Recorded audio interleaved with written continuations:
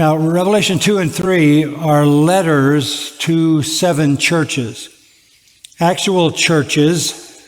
Back in chapter 1, verse 11, John is told to write in a book what you see and send it to the 7 churches, to Ephesus, Smyrna, Pergamum, Thyatira, Sardis, Philadelphia, and Laodicea. Those are all cities in Asia Minor, which is modern Turkey. And the Lord intended that when he gave to John the book of Revelation, John would make 7 copies in total. He would write down the original Revelation, copy it 6 times, and there would be those who took it back to each of these 7 churches, kind of along the postal route in Asia Minor.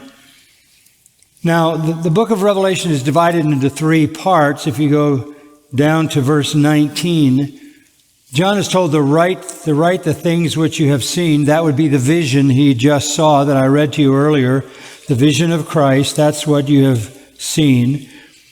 And then he is told to write the things which are, and that would be chapters 2 and 3, because chapters 2 and 3 describe the present age, the present form of the kingdom, or as we call it, the church age, and that is chapters 2 and 3.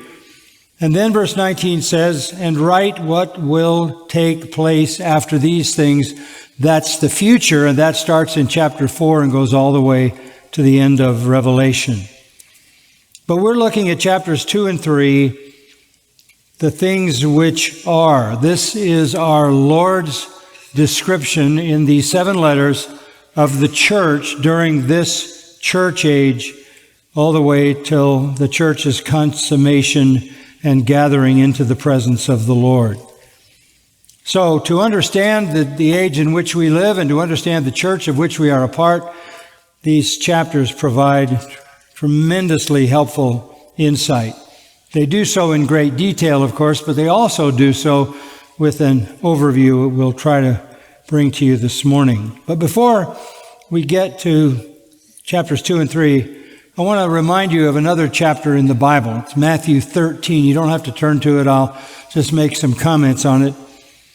In Matthew 13, the Lord described to his disciples the nature of this period of time, the nature of the kingdom or the church age between his first and second coming.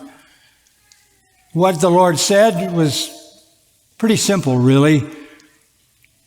As a general statement, I would sum it up with this sentence. The church is going to be a mixture of true and false, good and bad. That's the church. So it's no surprise to the Lord that that is the reality that we understand. And we're talking about the church in the broadest terms. When you go to Matthew 13, you find that he describes the church in a parable about soils. The kingdom or the church age is going to be defined by soils. There's good soil and there's bad soil. Good soil produces fruit. Bad soil produces nothing. So the church will have the unproductive false believers alongside the productive genuine believers. He then went from soil to seed, and he described another illustration that says essentially the same thing.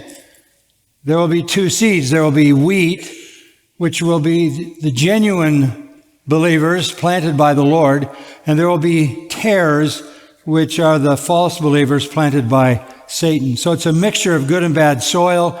It's a mixture of, that means good and bad hearts, and good and bad seed as well. True, planted by God, and false, planted by Satan.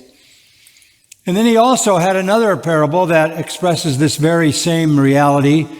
He talked about flour, which is used to bake bread, and flour that is influenced by leaven. And he was saying by that the truth will have embedded in it the influence of error.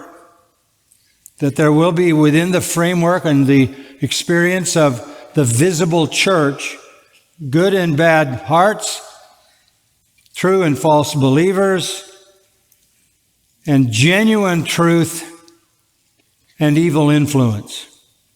And then there's another parable of a dragnet thrown out into the sea and pulled in, and in that dragnet were found good and bad fish mingled. So in those parables, our Lord basically laid it out for us. We should not be shocked to understand that the church is a mixture of true and false, good and bad. That's what our Lord said.